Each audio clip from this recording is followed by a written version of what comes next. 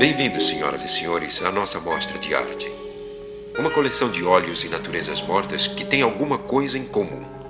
Vocês não verão essas obras em nenhuma galeria e nenhum museu de arte. Um encontro interessante entre ossos quebrados, entre cera e o que, com perdão da expressão, tudo que se enterra. Portanto, apresentamos à sua aprovação este e outros instantes de pesadelo.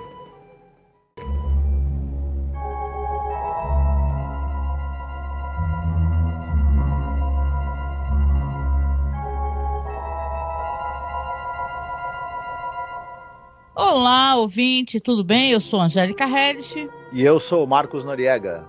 Seja bem-vindo à nossa galeria, que não é uma galeria comum, é a galeria do terror, né, Marcos? Exatamente. Como os nossos ouvintes escolheram, né? A gente ia fazer agora podcast sobre uma nova série depois que a gente concluiu o longo projeto de Além da Imaginação. Os nossos ouvintes votaram, né? Galeria do Terror foi a série que foi mais votada. Rod Serling deu de novo, né? Vai estar presente aqui na nossa programação novamente, dessa vez com Galeria do Terror, uma série que, diferente do Além da Imaginação, que era uma série mais de fantasia e ficção científica, já o Galeria do Terror tem um pé obviamente no terror, e os nossos ouvintes gostam muito de terror, né? Então acho que vai casar certinho ali. Terror, ficção científica, né? Então aqui esse é o primeiro episódio. Como é o primeiro episódio, a gente vai conversar um pouco sobre como é que foi o contexto aonde Galeria do Terror estreou. Como o Marcos recordou, fizemos aí os 156 episódios da série The Twilight Zone, aqui no Brasil, Além da Imaginação. Fizemos inclusive alguns spin-offs, falamos da série do Jordan Peele, então todo o conteúdo está presente, inclusive no feed onde esse podcast vai sair, tá? Mas claro, sendo muito metódica como eu sou, todo mundo me conhece, também vou deixar um feed, né, no espaço no Spotify específico para a Galeria do Terror, tá? E no nosso site, né, asmorracine.com.br. Pois é, Marcos, começando o nosso papo aqui, né, Galeria do Terror estreou quando, hein? O piloto, que nós vamos inclusive falar sobre ele hoje, ele foi ao ar em 1969. A série mesmo, ela foi exibida entre 1970, dezembro de 1970 e maio de 1973. Exatamente. Quem conhece o Rod Serling sabe que ele foi e é, né, uma das pessoas mais influentes da televisão. Tanto que a influência dele perdura, né, até hoje. Muito do conteúdo que existe de cinema, muito do conteúdo que existe de séries, tem influência de The Twilight Zone, tem influência do Rod Serling, né? Falamos ali episódio por episódio, mostramos coisas parecidas que saíram depois. Mas é claro que o Rod Serling é um nome que chama muita atenção, né, Marcos? Então, quando esse projeto foi criado, tinham outros projetos paralelos, né? É uma fase da TV, inclusive, que tinha tal de 4x1, né? Eram programas que saíam assim, eram como se fosse uma antologia com pequenas histórias dentro de um próprio programa, né? De um só. Era chamada série rotativa.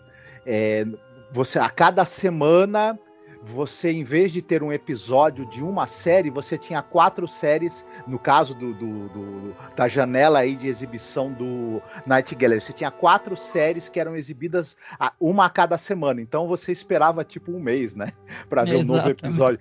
E as séries que dividiam horário com Além da Imaginação especificamente, eram, no caso, a McCloud, que era uma série policial, a série do Aeroporto Internacional de São Francisco, que o nome já explica sobre o que é a série, né? A série O Psiquiatra, que o nome também já explica sobre o que é, né? Só que essas séries, apenas a Galeria do Terror e a McCloud foram depois renovadas para uma segunda temporada. A McCloud fez um grande sucesso, foi a mais longeva de todas.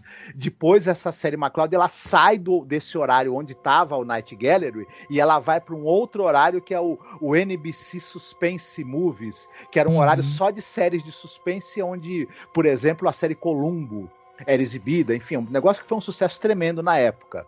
Mas Night Gallery acabou tendo 3 temporadas. Uma, Isso. se eu não me engano, com 7, outra com 23 e outra com 17 episódios, né? Enfim, a mais curta é a primeira, na verdade, né? É verdade. Não, e tem vários tipos de apresentação em DVD e Blu-ray, né? Isso é até interessante de falar, porque as pessoas podem querer ir atrás, né? E tem no nosso site do OK Ruta, a gente colocou no nosso canal, claro, né? A gente sempre facilita, vai estar aqui dentro dessa publicação para você. Mas tem uma coisa interessante, né? Que tem vários tipos, tem algumas coletâneas Blu-rays que as ordens dos episódios mudam, isso é importante. Então a gente está seguindo a ordem do que a gente tem no nosso canal. Quer dizer que, Sim. por exemplo aqui para vocês, né? A gente tem o primeiro segmento que vamos comentar hoje é o Cemitério, Olhos e Rota de Fuga. O que acontece? Tem em alguns, dependendo da apresentação do Blu-ray, pode ter episódios diferenciados. Então a gente está seguindo pelo que a gente tem. E falando sobre o Rod Serling rapidamente, já que você estava comentando, eu também puxei o assunto, né? Que, claro, né? Quando The Twilight Zone foi cancelada, ali no final dos anos 60, ofereceram para o Rod Serling essa oportunidade. Ele é um cara que ele tem um prestígio imenso. Vamos lembrar que ele não fez só Além da Imaginação, ele participou do roteiro do Planeta dos Macacos, ele também fez uma série sobre um faroeste assim meio intimista, né? Muito interessante, não fez muito sucesso, mas ele é um cara muito cerebral. E claro, isso não é retirando o mérito aqui de Galeria do Terror, mas ela é muito mais massaveística. Como é que eu vou colocar? Quer dizer que houveram muitos embates, né? Nós vamos falar sobre isso. Referente à produção, porque a produção aqui do Jack Laird, né? Que ele tinha uma visão diferente do Rod Serling, do que ele queria, né? O que ele queria apresentar. E tem o seu mérito, sim, totalmente. Mas é algo diferente de Twilight Zone. Isso é importante que a pessoa compreenda. Porque mesmo The Twilight Zone tendo episódios que às vezes a qualidade não é muito boa, o roteiro é meio problemático, a gente comenta, né, nos podcasts, tem uma linha narrativa, tem uma coisa de plot twist, tem uma coisa assim de crítica social, que eu acho que aqui também tem, né, tanto que no primeiro episódio aqui vai ter o Rota de Fuga, que eu acho que tem essa crítica. Então a série, ela é claro, né, tendo o Rod Serling ainda mais apresentando, né, como ele apresenta, né, a gente até brincou, né, bem-vindo à nossa galeria, e você vai ver cada episódio, né, vai ter o Rod Serling apresentando, vai ter o Rod Serling falando entre, né, os episódios, alguns são curtinhos, né, ou às vezes tem 2 episódios, às vezes tem 3, né, Marcos? Então, ele é o chamariz. Isso que é importante que você entenda. Aqui o Rod Serling tem menos liberdade criativa dentro desse projeto. Ele é muito mais o apresentador, um host, né? Na verdade, porque o nome dele chama. As pessoas conhecem a qualidade do trabalho dele, né? Sim. E haveria um título diferente. Isso é interessante, né? Rod Serling's Wax Museum. Sim, como você mesmo falou, em Além da Imaginação, ele era o showrunner. Ele tinha o controle, na verdade, de diversos aspectos da produção. Ele escrevia 70% dos roteiros, 80% dos roteiros. Ele que ajudava a escalar o elenco, ele decidia, né? Muita coisa. Tudo bem que ele trabalhava com produtores associados. Aqui em Night Gallery, a gente vai falar aqui do Jack Laird no início, mas passaram vários produtores pela série ao longo das 3 temporadas, e a série tem uma coisa que é meio assim, o Rod Serling escreveu boa parte dos roteiros, e ele também, além de escrever, ele tinha, como é que eu vou dizer, um pouco mais de controle na parte do roteiro. Ele escolhia os roteiros, ele dava pitaco, ele também escrevia roteiros completos, mas acabou tendo roteiros escritos pelo Robert Bloch. O Jack Laird, ele era um cara que ele adorava H.P. Lovecraft, era louco, e aí ele enquanto produtor, quis muito e acabou sendo inseridas adaptações do H.P. Lovecraft na série, uma delas escrita pelo Rod Serling, inclusive, que foi até premiada e tudo mais. E outra coisa interessante que a gente não citou, você falou que os episódios eles estão dependendo de qual seja o DVD, onde ele está sendo exibido, eles são um pouco diferentes a numeração. Por quê? Tinha uma série chamada Sexto Sentido, que eram um casal, né, um cara e uma moça. É uma série meio precursora do Arquivo X, viu? Eles eram 2 investigadores de fenômenos paranormais. Uhum. E alguns episódios dessa série foram remontados e foi colocada uma introdução do Rod Serling e eles foram enfiados como episódio de Night Gallery. Uhum. O Rod Serling não gostava muito disso, diga-se passagem. Em algumas exibições, esses episódios que na verdade são de uma outra série adaptados para ser enfiados como episódio do Night Gallery, são tirados. E aí muda a numeração dos episódios, é por isso. Né? Não, e também a própria montagem veja bem, se fosse uma coisa... eu estou falando da maneira como se entrega o produto para o espectador. Porque a Universal tem Blu-ray que tem episódios separados. Por exemplo, tem um episódio com o Vincent Price que às vezes ele está em uma numeração, depois está em outra. Isso. Entendeu? Então é por isso que eu estou avisando, eu fiz o aviso, porque na verdade a pessoa tem que saber quem está seguindo a ordem do que a gente tem. Não estão pegando aleatório. A pessoa vai pegar o segundo podcast, por exemplo, aí tem exemplo só, né? Tem 2 episódios que a gente não comentou, mas a gente está seguindo a ordem que a gente tem no nosso canal. Eu acho que é legal a gente falar também o seguinte, que a princípio os episódios não foram rodados na metragem que depois eles foram apresentados na série. O pessoal no começo pensou que a série poderia ter episódios no formato de 1 hora. Alguns episódios, vários deles foram filmados com uma metragem tipo de 50 minutos. Depois foi decidido que a série teria mais de um episódio. Seriam episódios... porque o piloto tem 3 capítulos, né? Tem 3 historinhas. Mas depois, quando eles foram gravar os episódios, eles pensaram, podia ser um episódio a cada semana. Mas depois não mudaram de ideia e resolveram remontar os episódios para eles ficarem com a metragem menor, para caber 2, 3 histórias em cada episódio. Isso também gera depois mudança de numeração, enfim. Foi uma produção tanto quanto complicada. Depois o Rod Serling, para certos episódios, foi preciso... Os caras, por exemplo, filmavam um episódio muito curto, decidiam acrescentar cena depois. Foi um negócio meio, né? Não é à toa que gerou um certo estresse pro Rod Serling também. Não, o Rod Serling não opinava, entendeu? Ele tem um documentário que é bom a gente falar também. É um documentário bem curtinho. Tá lá no nosso canal do YouTube, legendei, entendeu? O documentário tem uns 30 minutos, apresentado inclusive pelo ator lá do Star Trek, né, e tal, que fazia o Spock, esqueci o nome dele. E Leonard assim, Nimoy. Leonard Nimoy, porque ele dirige um episódio aqui. O que acontece? O Rod Serling, ele não, como eu falei, não teve liberdade criativa, porque o showrunner era um outro cara que não dava liberdade criativa para ele. Entendeu? Então, inclusive, diz que teve um estresse. Tem a entrevista do Rod Serling falando que para ele foi uma decepção muito grande. O Jack Laird, ele não atendia mais, chegou a certo ponto que eles começaram a ter estresse sério mesmo de não se comunicar, né? Aí o Serling ficou sendo apenas o apresentador. Então, é por isso que eu aviso, porque as pessoas podem ter uma percepção que isso aqui... E é engraçado que usam o Serling, a imagem do Serling, ela é vendida, né? Como, assim, é uma série do Rod Serling. Essa série aqui tem episódios escritos pelo Rod Serling? Tem. Só que a maior parte do tempo são outros roteiros, outros roteiristas, entendeu? Então, é uma outra pegada. Vamos colocar assim, tem coisas de humor aqui que com toda certeza o Rod Serling nunca usaria, vampiro e tal. Mas é uma coisa divertida, entrou para a cultura pop e é muito amada a Galeria do Terror. Claro que a série, inclusive a gente vai falar, tem 3 temporadas, ou seja, vão ser 3 anos que vamos falar sobre isso, porque a gente fala uma temporada por ano, vocês sabem, né?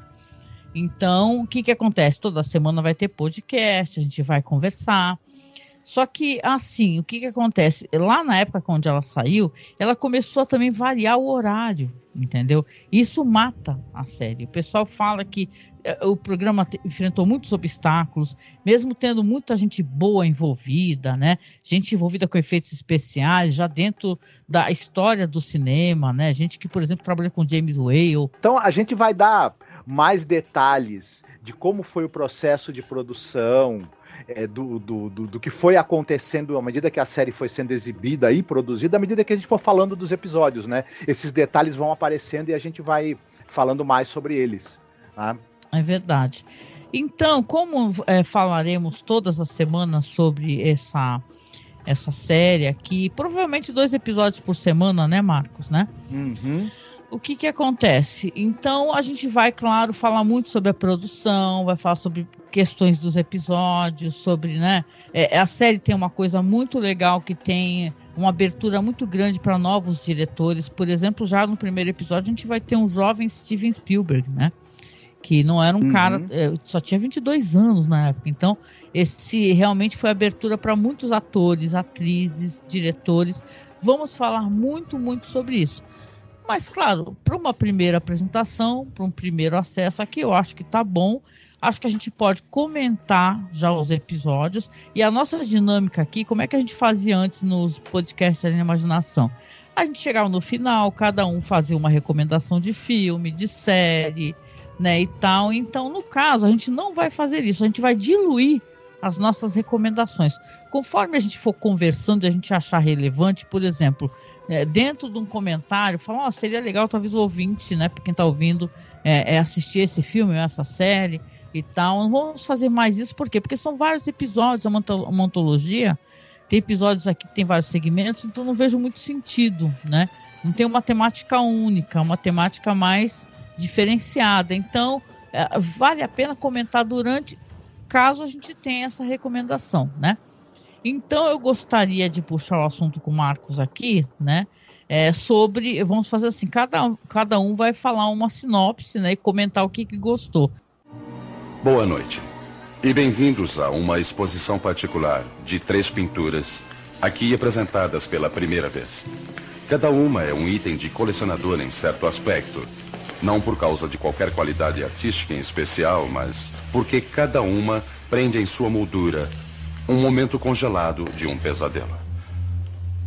Nossa primeira oferta é uma pequena tela em preto e cinza, um pedaço do passado conhecido como cripta de família, que chamamos simplesmente de cemitério. Oferecemos agora 7 palmos de terra e tudo o que eles contêm. Senhoras e senhores, estes são retratos de pesadelos. E eu começar aqui, né, Marcos, falando sobre o primeiro episódio que, na minha opinião, é uma grande abertura, tá? Eu gosto muito de terror. Quem me conhece sabe que eu sou louca por cripta do terror, os quadrinhos, né? E tal, li muito na vida. E esse episódio, O Cemitério, dirigido pelo Boris Sagal, que é estrelado pelo Roger McDowell e o Ozzy Davis, né? É inacreditavelmente maravilhoso. Eu gostei demais desse episódio aqui e eu acho que é uma tremenda abertura assim para quem quer conhecer Night Gallery, né? Eu vou falar aqui um pouquinho, vou fazer a sinopse, aí o Marcos e eu comentamos e tal, vamos falando curiosidades, etc, tá bom? Vamos lá então. Aqui teremos então, né, no primeiro segmento do episódio, o cemitério, a história de um sobrinho de um homem muito rico, um pintor, né? Que ele já está na cadeira de rodas, está acamado, né? Pouco se comunica, pouco verbaliza. E ele é claramente alguém que ele está ali, tal qual um corvo, né? Um urubu, torcendo para o velho morrer, né? É claro que não passa despercebido ao mordomo, não é verdade? Ele tem um mordomo que é o Portfoy, né? O Osmond Portfoy, né? O Roger McDowell faz o sobrinho, que é o Jeremy, né? Ele é um cara assim, que ele é o único parente vivo, né? Desse senhor aí. E ele descobriu, mexendo nos papéis do tio, que caso houvesse algum parente vivo, ele conseguiria herdar, né? E é claro que ele vai tramar ali, então, né, Marcos, a morte desse tio aí. Só que tem uma curiosidade, a casa é um casarão enorme, né? Lá e o vento levou, né, com suas grandes colunas, e ele é justamente ao lado de um cemitério. E curiosamente tem um quadro que o senhor pintou, que é a parte fronteiriça da casa, ladeada pela porta do cemitério, né? E aquilo para o sobrinho é muito perturbador, né? E no meio das zombarias dele, dos desejos dele de ficar com tudo e que o velho morra o mais breve possível, ele fica zombando das pinturas desse senhor, e em particular dessa daí, que é do cemitério, onde se vê inclusive algumas campas, e a abertura da casa. E daí, né, Marcos, teremos então essa primeira história, esse primeiro segmento, né? O Boris Sagal, ele é, por exemplo, o diretor de The Omega Man, que é uma maravilhosa história, né? Eu gosto muito, né? Tem uma minissérie chamada Massada também, né? E Hitman Poor Man, inclusive ele é pai de uma atriz que eu adoro. Você lembra aquela matriarca do Sons of Anarchy? Então, é filha dele, do Boris Sagal, né? Aquela atriz incrível lá, é Kate Sagal, né? E eu acho sensacional. Esse episódio é muito cripta do terror, né, Marcos? É bastante. A gente não citou, mas, por exemplo, o tema, né, você tem essa coisa da galeria do terror, né, que o Rod Serling vai passando pelos quadros e cada quadro introduz uma história. E os quadros eram feitos por um pintor chamado Thomas Wright, inclusive os quadros que aparecem nesse episódio e em outros episódios também. Em outros, isso é importantíssimo, ainda bem que você lembrou, porque é inacreditável a quantidade de quadros que esse cara pintou. Depois as obras foram perdidas, né? Depois foram encontradas. Ele teve a ajuda também de um outro pintor que foi o Jaroslav Geber. Mas a maior parte dos trabalhos que aparecem são do Thomas Wright. E é engraçado como esse episódio ele já brinca logo de cara com essa temática do quadro, né? De uma pintura levar você a uma história. E aí esse quadro usa, inclusive, as pinturas de uma maneira muito interessante, esse episódio, né? Eu acho que eu gosto de algumas coisas nesse episódio que, por exemplo, esse sobrinho, o Jeremy, ele é um estroina, como você mesma falou, ele tá louco para que o velho morra, para ele poder ficar com a dinheiro, e ele vai, evidentemente, né, dar um jeito do velho morrer. O Jeremy, que é o Rod McDowell. O Rod McDowell, ele tá captando muito bem o espírito que essa série tem e que esse piloto tem. Ele é um horror com tons sobrenaturais, mas ele tem um pouco de ironia e de humor, né, também. E ele tá bem isso, ele é esse sujeito, ele é exagerado, ele é afetado, é um cara, né, egoísta, manipulador, pilantra, malcriado, e ele exagera de propósito na atuação para dar um toquezinho, esse pequeno exagero dá aquele humor gostoso também em alguns momentos. E tem o contraponto do personagem do Portfoy, que é vivido pelo grande ator Ossie Davis, que é um cara todo sério, um cara compenetrado, um mordomo de alta classe, e ele vê o quanto o Jeremy é um cara tranqueira, safado, ordinário, e aquilo escandaliza o personagem do Portfói o tempo todo, e vai se estabelecendo um antagonismo, um embate entre essas duas personalidades, que é muito bacana, como os dois atores trabalham isso, e a gente fica assim, hipnotizado por ver esse embate entre os dois. Em um determinado momento, o Portfói não aguenta mais o gênio intratável do Jeremy, ainda mais o Portfói sabendo que o Jeremy contribuiu para a morte do tio, né? E isso, resolve porque ir ele embora. morre, né? Exatamente, a gente não falou, mas ele consegue colocar o velhinho na frente da janela, né? Porque ele tem problema, né? Ele não pode ficar pegando friagem, ele morre de friagem. Isso. O senhorzinho. E ele, exatamente, aí o Jeremy, depois que o tio morre, ele demonstra um total desinteresse, ele chama ali o médico da família e fala, pode cuidar do funeral, do corpo, tô nem aí, eu só quero... O cara não tava nem morto ainda, ele tava meio agonizando, sei lá. Isso. Assim, ele não morreu ainda, hein? O que você tá falando? Isso. Ele fala, eu vou lá pro meu gabinete fazer as contas, né? Tudo. Nossa, ele é um personagem muito debochado. Mas o Roddy McDowall, ele é ótimo para fazer essa espécie de papel, né? Eu sempre gostei muito dele. Ele já tem participação em The Twilight Zone, né? Em episódios sensacionais. Aquele lá que ele fica trancado, né? Atrás das grades. Então, eu sempre achei... Ele é do Planeta dos Macacos, né? Vamos lembrar.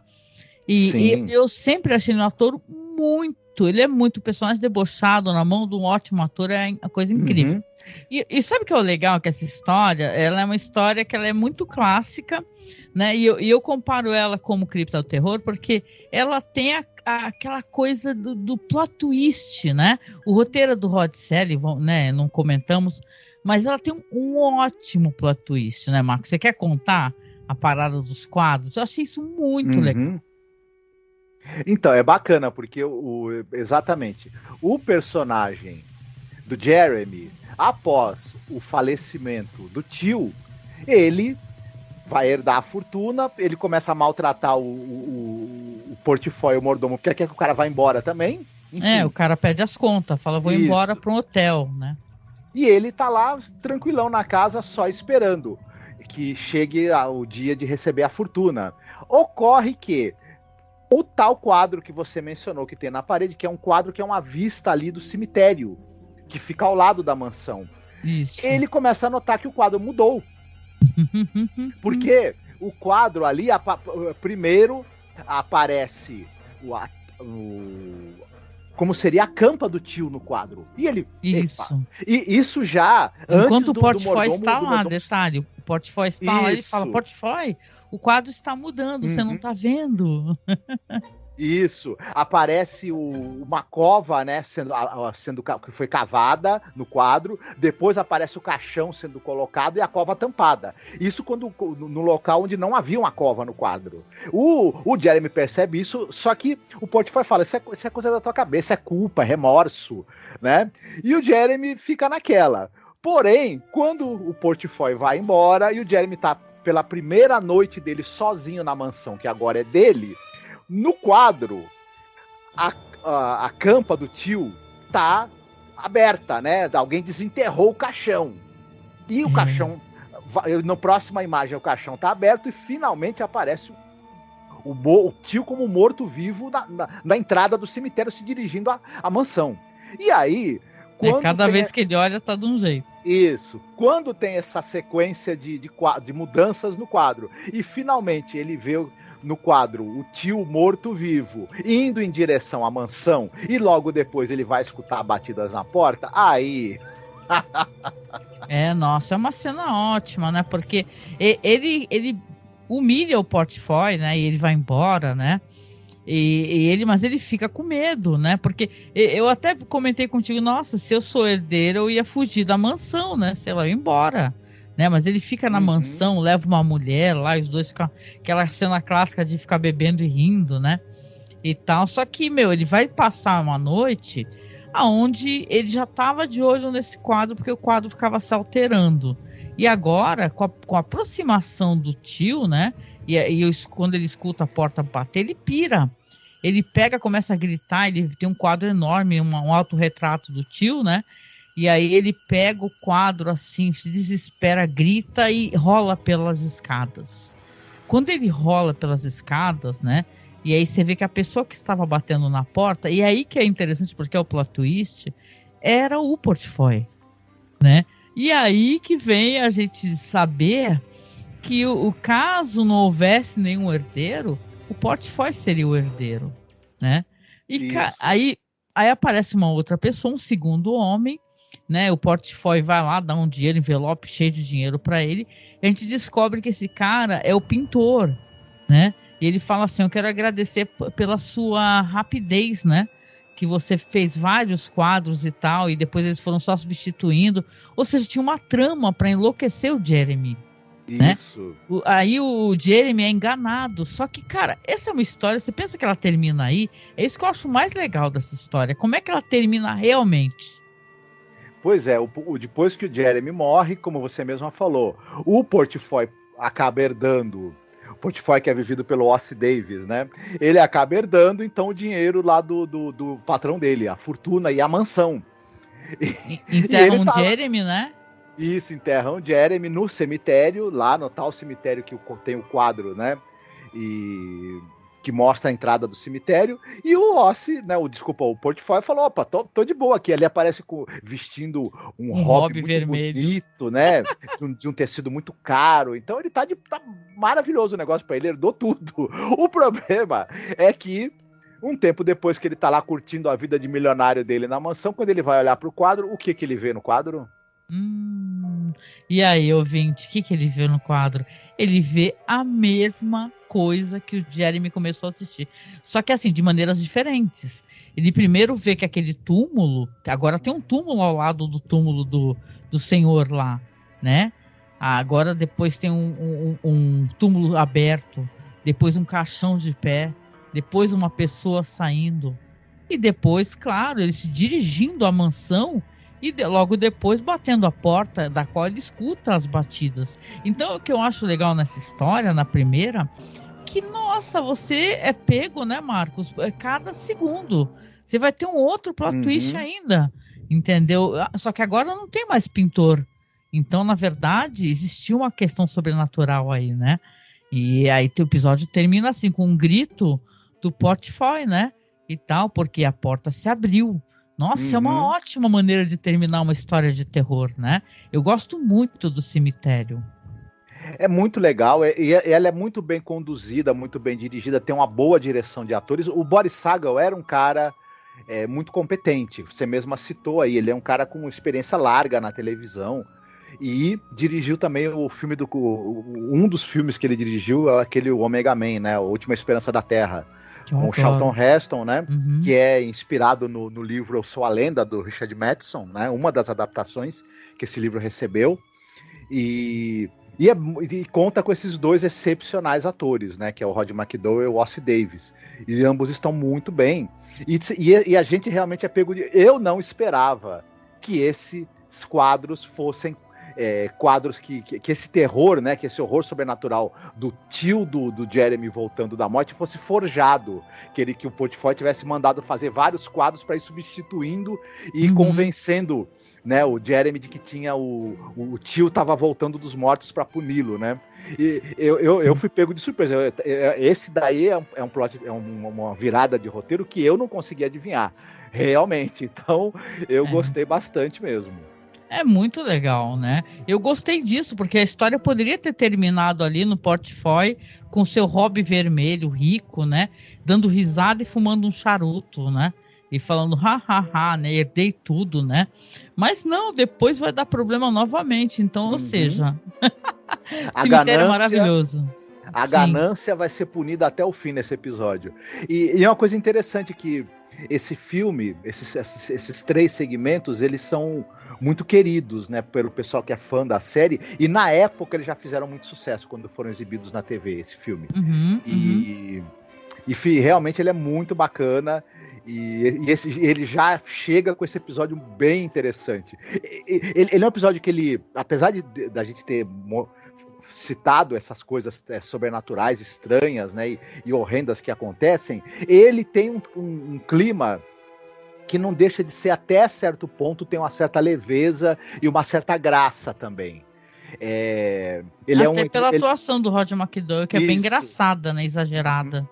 Então ele equilibra essa coisa do suspense, do terror e de um certo humor também. É bem equilibrado e é muito saboroso de se assistir, né? É bem bacana mesmo. Nossa peça número 2. Um retrato. Ele representa a senhorita Cláudia Menlo, uma rainha cega que reinava numa cobertura acarpetada da Quinta Avenida. Uma imponente herdeira com olhar de rapina, que logo achará a escuridão mais negra que a cegueira. Eis sua história. Agora a gente vai comentar um pouquinho sobre o segundo segmento. Agora o Marcos vai fazer aqui a sinopse, né? Pra gente poder comentar. Mas é uma cacetada também. Dessa vez tem Joan Crawford, hein? E o primeiro trabalho de Steven Spielberg, hein? Vamos lá, Marcos. Bom, o que acontece é que a Joan Crawford, ela é uma milionária, né, uma pessoa muito rica, ela é cega de nascença mas ela tem o desejo muito grande de voltar a enxergar. Ela sabe que um determinado médico está desenvolvendo ali um tratamento que se baseia em transplante, né, do nervo óptico, ele já testou em animais, né? Ele fazia o transplante do nervo óptico de um animal para outro, um animal cego recebia o nervo óptico de um animal que enxergava, através de um procedimento lá que ele estava desenvolvendo, e esses animais que eram cegos conseguiam retomar a visão por um período de tempo de algumas horas. Tem uma peculiaridade aí, porque normalmente quando a gente fala em transplante, a gente fala de pessoas falecidas, né? É um órgão que é retirado de alguém que já morreu. Isso. Aqui tem uma questão, e isso é muito importante, porque fala sobre a personalidade dessa mulher poderosa. Uhum. Que esses testes foram tirados de animais vivos, né? Ou seja, esse transplante, essa espécie de nervo que é retirado, é tirado de um animal vivo, né? Exatamente. E ela, obviamente, como é que ela vai fazer, né, para conseguir? Ela fala pro médico, né, que é o vivido pelo Richard Hale, né, o ator. Ela fala o seguinte: olha, eu já tenho um doador, é um cara que tá precisando de dinheiro e eu vou pagar para ele e ele vai me ceder os nervos ópticos dele, vai ficar cego, mas o cara tá devendo dinheiro para agiota, estão querendo matá-lo, enfim. E o cara resolve vender, né, a sua visão. O médico fala: não vou fazer essa cirurgia, não pode, isso é totalmente antiético. Não, imagina, vou tirar o nervo óptico de uma pessoa viva, deixá-la cega para transferir para você enxergar apenas algumas horas, de jeito nenhum, não. Aí ela fala para ele: tá, só que o problema você não quer fazer, né, doutor? Por dinheiro nenhum, só que tem uma coisa, eu sei alguns fatos bastante constrangedores a seu respeito, né, de uma determinada amante que ele teve e que foi obrigado a abortar, isso, né? De um procedimento de interrupção da gravidez, de um filho que ele teve com a amante, etc. Ela tem um dossiê com tudo isso e pretende expô-lo, acabar com o casamento dele, acabar com a carreira dele. E aí ele, chantageado por essa personagem que é a Miss Cláudia, né, ele acaba cedendo e resolve fazer a operação nela. E só que, né, as coisas não sairão exatamente como ela está planejando, porque ele fala para ela: não é garantia de sucesso. Você pode enxergar, você pode acabar não conseguindo ver nada, você pode ter a visão apenas por algumas horas ou por até alguns minutos, não se sabe qual vai ser o resultado da operação. Mas a Joan Crawford, a personagem... Detalhe, são dos últimos papéis de relevância da Joan Crawford, né? Isso. Então, e ela já tinha uma fama que nem sempre foi boa dentro da indústria, né?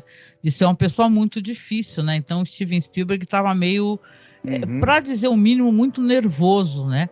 De trabalhar com ela, mas ela foi muito doce e tal, e tratou ele com muito respeito, educação e simpatia, né? Ou seja, talvez as coisas que falassem dela também fosse muito, né, muito falatório, né? Que as pessoas fofocam demais, né? E, cara, esse episódio também, o roteiro do Rod Serling. É importante a gente comentar que os 3 episódios são o roteiro escrito pelo Rod Serling.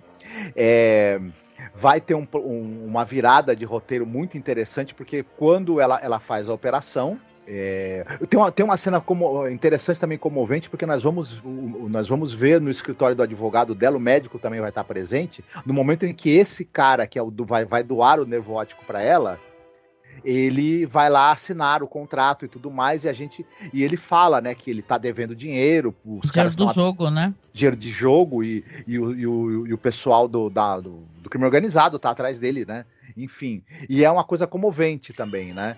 A gente acaba ficando com muita pena desse personagem e ficando com muita raiva dela, né? Porque ela não tá pensando 2 vezes em explorar o desespero alheio. Ocorre que ela vai fazer a operação. Na hora que o médico retira as bandagens e fala para ela: olha, você evite olhar muito, muito direto para a luz, você talvez tenha uma certa confusão nos primeiros minutos, mas ela arranca as bandagens, ela quer porque quer ver. E ela vai realmente olhar para a luminosidade do lustre que tem na sala dela, e ela começa a ver a sala perfeitamente bem durante alguns poucos minutos. Só que, de repente, puf, a visão dela ela volta para as trevas. Logo, poucos, né, segundos ela é uma depois. pessoa também que ela fala que a atuação da Joan Crawford é incrível, tá? É mesmo o pessoal falando que ela tinha problema com bebida e tal, tinha muitos cartões espalhados pelo set, porque ela tava bem assim com problemas com alcoolismo e tal, e mesmo assim, você vê claramente, e mesmo assim ela tem uma grande atuação, né? E tal, né? Que atua pra caraca, mas ela tava com muitos problemas nessa época aí, né? Mas você vê que essa personagem, ela é uma personagem que também tem uma certa atração por arte, então ela tinha muita arte, ela queria poder ver o sol, o entardecer, a arte, as luminárias e tal, só que tem uma eventualidade que acontece que é a falta de luz, né? E tal, parece quase uma intervenção divina, isso, né? Pela maldade dela falar assim, você vai tirar a luz dos olhos de outra pessoa, então vou tomar a luz de tudo, né? Então em Nova York, essa cidade, né, tão cheia de luz, ela fica toda no escuro, então ela acha que não deu certo, né?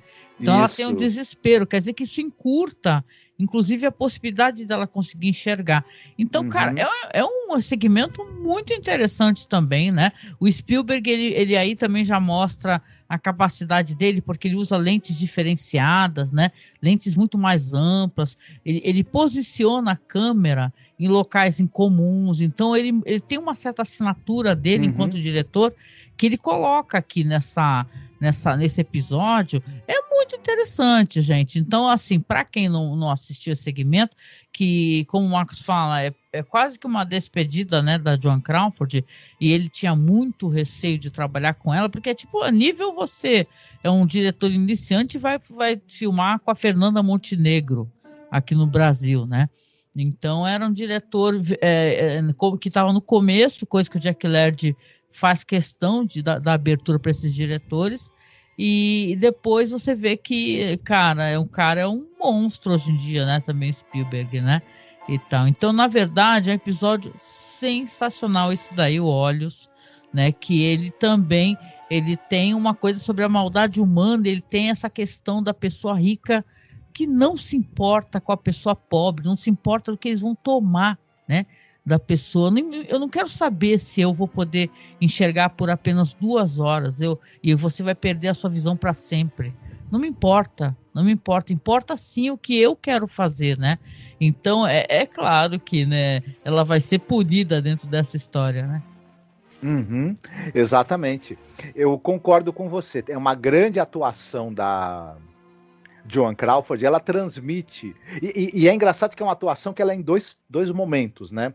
Enquanto ela ainda está chantageando o médico e está ali antes da operação, ela é de uma insensibilidade, né? E ela transmite essa coisa da pessoa rica, poderosa, insensível e que consegue controlar a vida dos outros quando ela quer, através do dinheiro e do poder dela.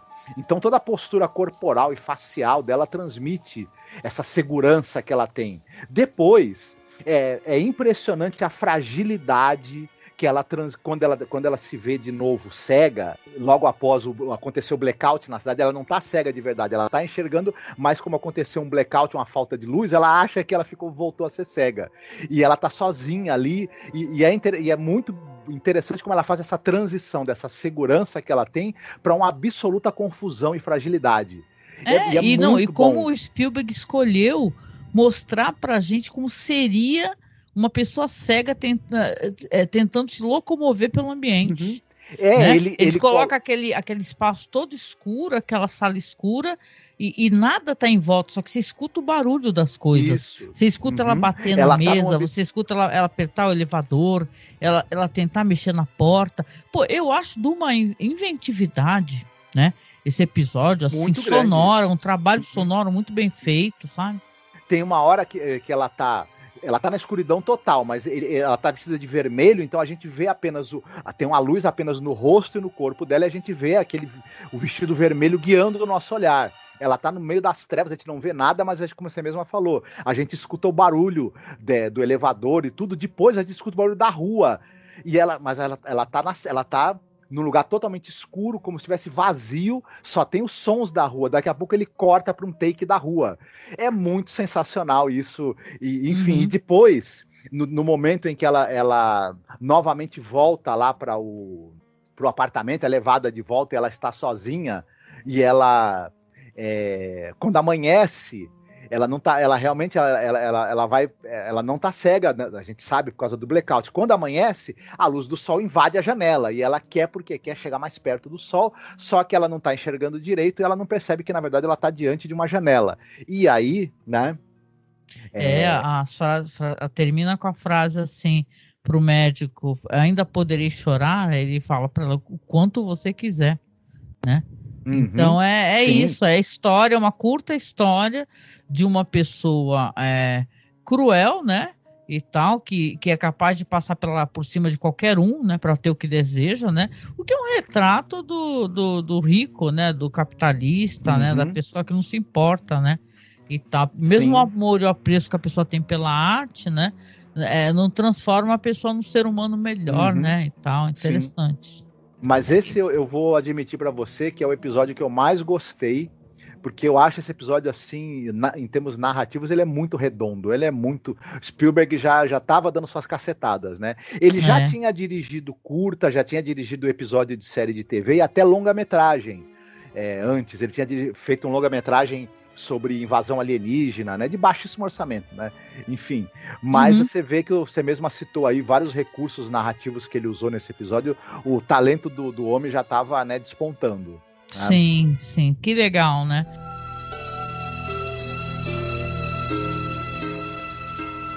E agora o último quadro. O último de nossa exposição refere-se a um certo Joseph Straub. Um criminoso de guerra escondido na América do Sul. Um monstro que queria ser pescador. Esta é a história dele. Pois é, então vamos falar aqui então do terceiro episódio. Aqui eu vou fazer a sinopse, né? Vocês reparem que a gente não tem feito recomendações, né? Mas aí vocês fica a critério de vocês, né? E tal, essas histórias de nazistas, né? Que estão tentando se esconder nos países, tem aos montes, né?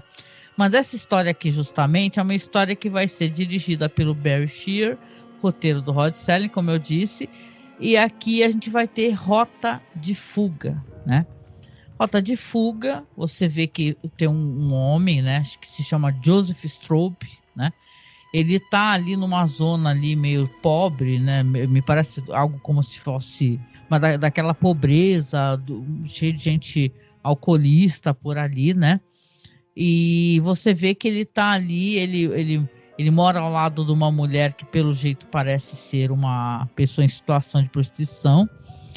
E ela zomba dele, né? Porque ele reclama do barulho, né? E tal, e ela zomba dele, né? E fala porque ele tem pesadelos, começa com ele tendo pesadelo, né? E ela fala: continua tendo pesadelos, Joseph, né? Porque ela sabe, ela conhece o segredo dele, e como eu disse, esse cara é um criminoso nazista que está se escondendo aqui na América do Sul, como muitos, né? Vamos lembrar que aqui no Brasil, inclusive, né? Tiveram vários que vieram para cá. O Mengele foi encontrado aqui no Brasil, né, Marcos? Né? No Brasil, na Argentina.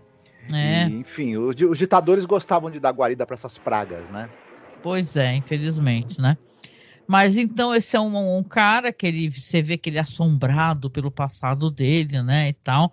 Mas ele, óbvio, tem medo de ser levado à justiça, né? Tem medo do Mossad. E ele encontra naquela região que ele está um museu. E nesse museu está tendo uma mostra ali de várias pinturas emprestadas. Inclusive tem algumas pinturas que são retratos da época do nazismo, etc. Pessoas crucificadas, etc. E ele meio que fica obcecado por isso daí, né? Nesse meio tempo, ele se encontra com um senhor, um velhinho, né? Que olha muito bem pro rosto dele, encara ele, né? Uma dessas noites que ele tá no bar bebendo, né? E tal, e fala assim: eu não conheço você. Poxa, você se parece muito com um cara que ficava na porta de um campo, né? De extermínio, né? Pelo qual eu tive a infelicidade de passar. Né? Só que o nome dele era um outro nome, porque ele se apresenta, claro que ele não vai se apresentar com o nome de verdade dele, né? Então ele dá outro nome o tempo todo, né? E fala assim, se não é o senhor, tudo bem. E continua, então, essas várias vezes que ele continua indo a esse museu observar um quadro específico, onde ele sonha estar neste quadro. Ele quer ser aquele homem que está no meio daquele rio, tranquilo, olhando a natureza e tal. Ele fica pensando e sonhando. Ele pensa, será que pelo poder da minha concentração eu consigo quebrar a barreira e eu entrar nesse quadro? Eu sair da rotina dos meus pesadelos, do medo e tal, porque é assim, o nazi na hora que tá matando, tudo bem, né? Ok, né? Vamos ser metódicos e matar todo mundo, mas depois para fugir, aí, nossa, ai que tortura, ai que desespero, né? E tal, mas a verdade é que ele é um homem muito maligno ainda. Por quê? Porque ele vai, de certa maneira, perdendo o medo por algum motivo de mostrar quem ele é. Tanto, né, Marcos, que tem um momento que ele tá no bar, que as pessoas estão cantando uma música lá, tipo, ai, ai, ai, ai, sei lá, tá chegando a hora. E aí ele começa a cantar um hino sei lá, alemão, né, um negócio assim, e bater perna e quebrar a viola do cara no chão. E aí o cara, que é o velhinho que o reconheceu, começa a encarar ele novamente, né? Enquanto isso, a gente vai ter também pessoas que estão procurando esse criminoso nazista que foi visto, né? E fala assim, a gente recebeu uma dica, né, Marcos? E por aqui, eu deixo por aqui, mas é meio por aí. É uma história, né, chamada Rota de Fuga, de um homem, um criminoso nazista, que acha que a rota de fuga dele vai ser através de uma obra, de um quadro, sim. Porque sim, estamos na Galeria do Terror e tem relevância, né, os quadros, mas não este quadro específico, né? Falaremos mais para frente em qual quadro que ele vai se encaixar. Sim, esse criminoso nazista que é o Helmut Arndt, o nome dele, né? Ele usa um outro nome. Ele era um SS Gruppenführer, né? Que era o cara que cuidava ali uma espécie de porteiro do campo de concentração, né? Ele meio que fazia aquele serviço de triagem, né? Pelo que eu pude entender. Falava assim, vai todo mundo pra cá, vai todo mundo pra lá, né? E disse que era um cara que ele ficava açoitando as pessoas, né? E tal. Né? Aquela sim. Vibe, né? O vivido pelo Richard Keeley. Não sei se o pessoal lembra do filme do Pequeno Príncipe. Não sei se você deve ter assistido o filme dos anos 70, famoso, passou muitas vezes na televisão. E o Richard Keeley era o Saint-Exupéry, né, o piloto que cai e encontra o Pequeno Príncipe no filme. Um dos papéis dele, né? Eu sei que ele participou de uma obra do Serling, né? Porque o Serling, para quem conhece a história dele, a gente falou muito nos podcasts, né? Ele fez muito sucesso na televisão, ele fazia muito sucesso antes de ter The Twilight Zone. E tem uma obra chamada Patterns, né? De 55, que ele tem um papel. O Serling já conhecia o trabalho desse ator aí. Sim. E esse cara, ele tá sendo perseguido pelo pessoal do Mossad, né? Que é o agente do Mossad, é o George Murdoch, que vive. E esse velhinho, que é sobrevivente do campo de Auschwitz, que o conheceu, né, o Helmut Arndt, que no campo, né, foi uma das pessoas torturadas e maltratadas por ele, viu, né, todos os crimes que ele cometeu, é vivido pelo Sanjaf, né? Isso, Sanjaf, exatamente. E esse personagem, o Helmut, à medida que ele sabe que está sendo perseguido pelo Mossad e que ele pode ser, que o Bleum, né, que o nome do personagem é Bleum, esse velhinho, pode reconhecer, ele resolve também assassinar, né, estrangular, né, o acampamento que se chamava Bleum, né? E ele resolve assassinar esse senhor, né, que trabalha ali no museu, né, que tá ali também trabalhando no museu, que é um sobrevivente do campo. Ele mata ele estrangulado. E ele fala para ele, né, eu agora sou 6 milhões e 1, né? Exatamente. Então é uma história bem triste. Ele mata esse senhor, só que ele já ele já está sendo sondado, né, porque o senhorzinho já entregou ele, né? Já deu a dica que ele estava lá. Aí ele corre para o museu, E você sabe, porque está tendo esse diálogo em paralelo, que algumas obras que estavam emprestadas estão sendo removidas, está chovendo pra caramba e tal. Então, quando ele corre para o museu, é tipo... Isso aí me lembra muito aquele... Em algum lugar do passado, porque quem recorda a história, que é muito boa, né? O cara, ele se concentra, lembra? É o poder da concentração. Ele consegue ir para o passado, consegue encontrar a mulher que, né, acaba sendo o amor da vida dele, o último amor da vida dele, né? Então, uma obra lindíssima, famosíssima. Mas aqui é meio isso, ele acha que ele, pelo poder da concentração dele observar aquele quadro, ele vai conseguir escapar das pessoas, escapar do mundo, sabe? Para aquele local de tranquilidade. Só que aquele quadro que ele observava já foi retirado do museu. Uhum. Ele era uma obra de uma exposição emprestada. Agora tem outros quadros lá que são os quadros que são os retratos do Holocausto, as crucificações, as torturas. Então são quadros pesados e claro, o nosso personagem aqui, ele vai pagar o preço, né? E o preço que ele vai pagar é quando ele chegar no museu, ele vai ser incorporado a um outro quadro, que é justamente um quadro de crucificação, né, Marcos? Isso. Uhum, exatamente. Era um quadro que remetia ao sofrimento, né, e das vítimas dos vários massacres e holocaustos que aconteceram ao longo da história.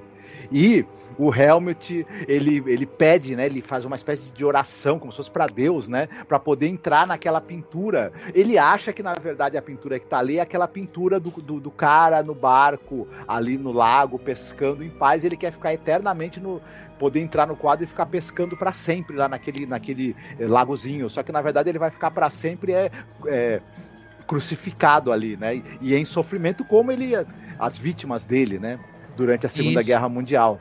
E tem uma espécie de expiação eterna que ele vai estar naquele quadro lá, né? Isso me lembrou, na hora que eu estava assistindo, isso me lembrou na hora de um conto da Marguerite Yourcenar, aquela escritora francesa, que é um conto chamado Como o Wang Fo Foi Salvo. Que tem lá o imperador, ele quer... tem um pintor famoso chamado Wang Fo, que ele é famoso por pintar marinhas muito bonitas, quadros que tem praias muito, muito bonitas, então ele é muito admirado por isso. E o imperador chama esse cara e fala para você vai pintar um quadro para mim de uma marinha, assim, de uma praia com um barco, etc. Só que ele tem a intenção de, assim que o Wang Fo pintar o quadro, mandar matar, porque aí o Wang Fo não vai poder fazer mais nenhum quadro parecido e ele vai ter um quadro único para ele. O Wang Fo, percebendo isso, ele pinta esse quadro maravilhoso de uma marinha assim, no pôr do sol, belíssima, e tem um barco ali, só que o Wang Fo entra no barco, no quadro, pega o barco e vai embora, né? E se refugia no quadro e escapa ali das garras do carrasco do imperador. E aí me lembrou muito na verdade é o que esse prisioneiro nazista queria fazer, né? Esse fugitivo nazista queria fazer exatamente o que o Wang Fo faz, só que dá muito errado no caso dele. Pior que você tá falando Wang Fo, eu tô lembrando daquele filme Para Wang Fu. Obrigado por tudo, Julie Newmar. Isso, mas não é o mesmo Wong Fu do filme. Agora, falando sobre esse episódio, eu acho que ele é muito bem atuado. Tem uma atuação assim muito interessante do Richard Keeley e do Sanjaf. E eu acho que esse episódio ele transmite muito bem esse clima de decadência. Ele é claustrofóbico. Você percebe que você tem uma sensação de sufoco o tempo todo. Ele é muito filmado, menos as partes do museu, mas o local onde o Helmut Arndt vive são locais escuros, quentes, sufocantes, decadentes. Isso. E todo esse para poder trazer essa sensação dele de claustrofobia, mesmo estando em outro país, né? Isso, que ele tá em algum lugar da América do Sul que não é bem definido, né?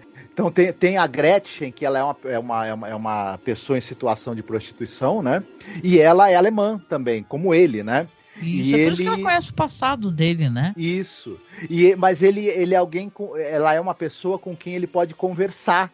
Embora ela o despreze completamente, né, até por saber coisas do passado dele, ela tem um total e completo ojeriza e um desprezo por ele muito grande.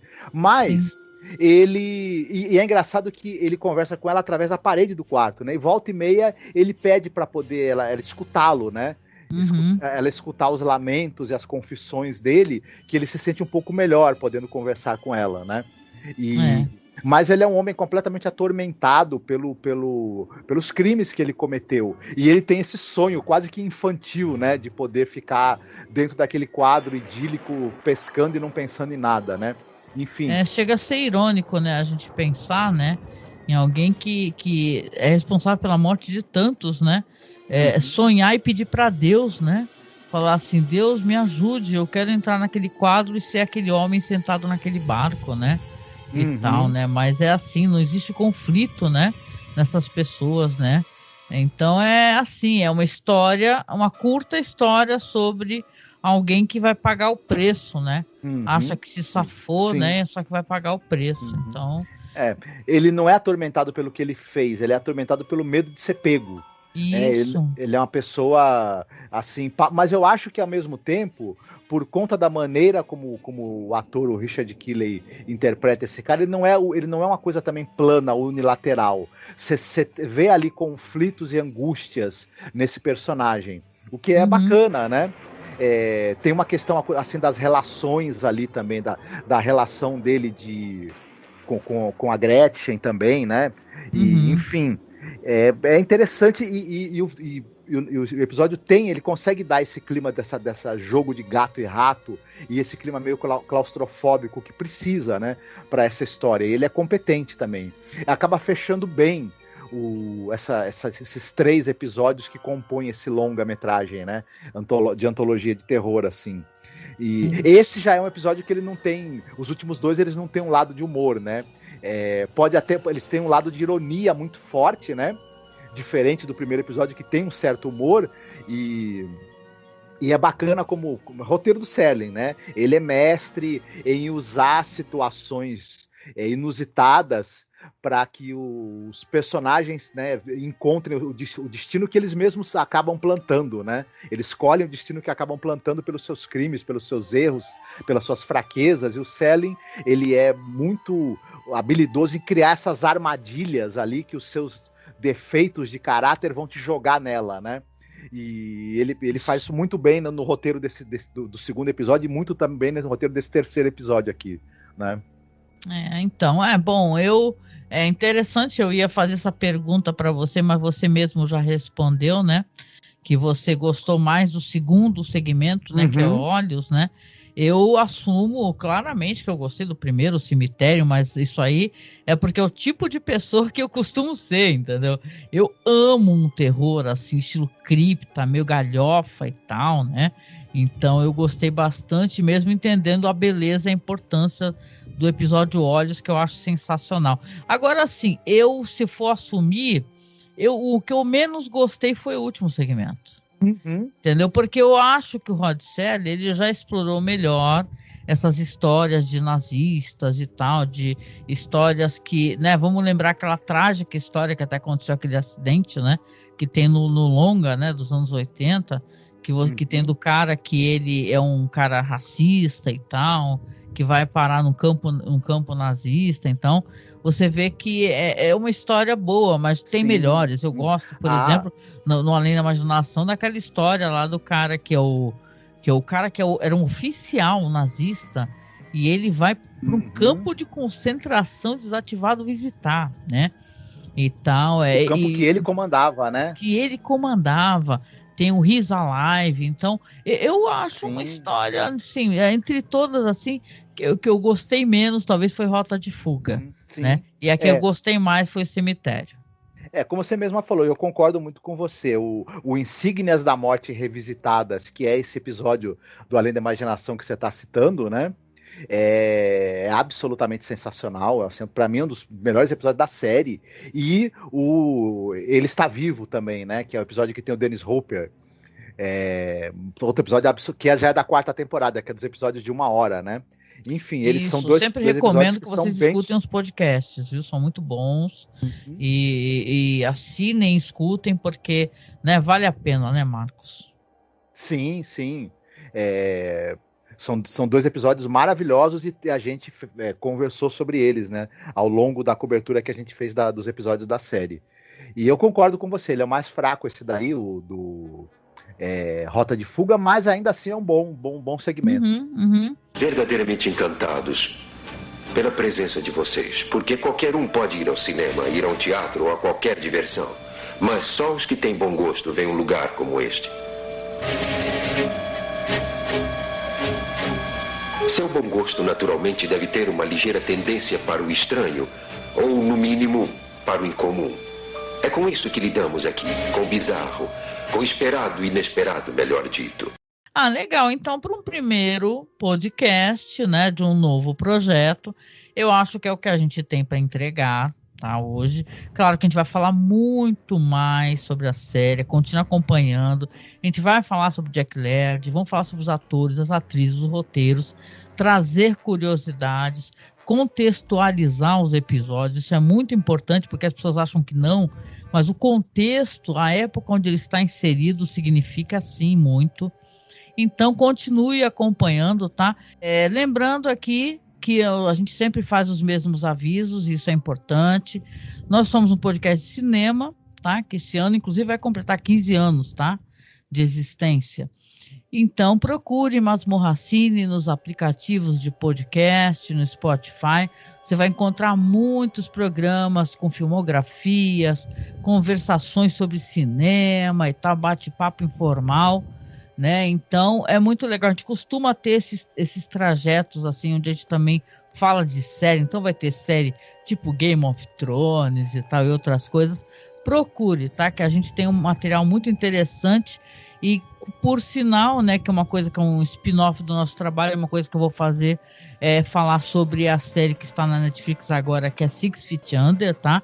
Então, acompanhe lá na Twitch, no canal da gente lá do YouTube, para poder ver os comentários, que eu vou fazer a mesma coisa, né? Só que normalmente sozinha, né? Falar dessa série maravilhosa, né? Que eu acho que construiu toda a fama do que é HBO, né? E tal, uma série que fala sobre morte, mas fala sobre vida, sobre as relações humanas. Então, uma série muito bonita. E claro, gente, a gente sempre pede apoio. Por quê? Porque nós não somos patrocinados, né? Nós somos patrocinados por quem gosta do nosso trabalho, que são os nossos apoiadores. Nós somos muito gratos para quem nos apoia, ajuda a pagar o site. O site tem muitos podcasts, então você tem um servidor super caro para poder manter todo mês. Então, se você puder, nos apoie pelo Padrim, pelo Apoia-se, pelo Colabore Aí, ou pelo Pix, tá? O Pix da gente, eu acho a melhor maneira de vocês nos apoiarem. Claro que todo mês, se for possível. Mas quando você apoia por um Apoia-se, ou Colabora Aí, ou o que seja, sempre uma porcentagem, obviamente, vai para a plataforma. Se você manda um Pix, vem direto para a nossa conta, onde a gente guarda a grana para pagar as contas do site, comprar equipamento, etc, tá? Nosso Pix é muito fácil, apoiomasmorra@gmail.com. Vai ficar logo abaixo aqui, tá? Dentro da descrição da publicação, repetindo, apoiomasmorra@gmail.com, tá certo? Então, muito obrigado. O podcast vai sair mais um podcast essa semana, provavelmente na sexta-feira. Então, fica combinado, tá? O nosso encontro todas as segundas e sextas-feiras. Vamos falar sobre Galeria do Terror. Essa temporada é bem curtinha, tá? Então não deixe de comentar, de interagir, de compartilhar, tá? E acesse masmorracine.com.br, que lá você vai ter muito conteúdo, né? E muitos programas interessantes, né, Marcos? É isso mesmo. Procure a gente lá, que vai ter bastante coisa para você conhecer, incluindo o podcast que a gente fez, né, sobre a outra série do Rod Selling. Vai lá no nosso site, mas dá aquele, né? Segue a gente no Spotify para dar aquela moral, dar estrelinha e tal. Mas não deixa de acessar a gente no site, certo? Grande abraço, então até o próximo podcast. Fiquem bem. Boa noite.